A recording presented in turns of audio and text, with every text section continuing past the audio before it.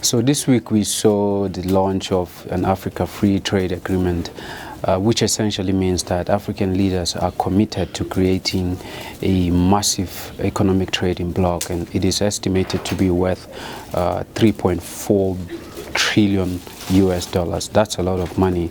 Broadly, the Africa Trade Agreement essentially means that there will be an elimination of tariffs to boost inter-trade agreement. The latest data shows that intra-regional Africa trade accounts for just 17% of exports.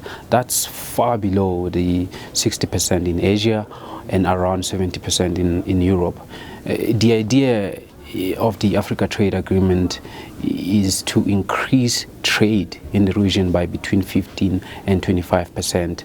But the IMF says that that could double should the continent sort out a few things. One of them is the road and rail infrastructure, and the other is some unrest in some of the key regions in Africa. And the third one is border bureaucracy, which is pretty excessive. And lastly, this petty corruption. Some officials will demand some money from you for exporting your goods. But there are worries that some countries will benefit at the expense of others. For example, South Africa has a developed manufacturing base, and they could quickly expand in other regions such as in the West or North Africa, and giving them advantage over manufacturers from those countries.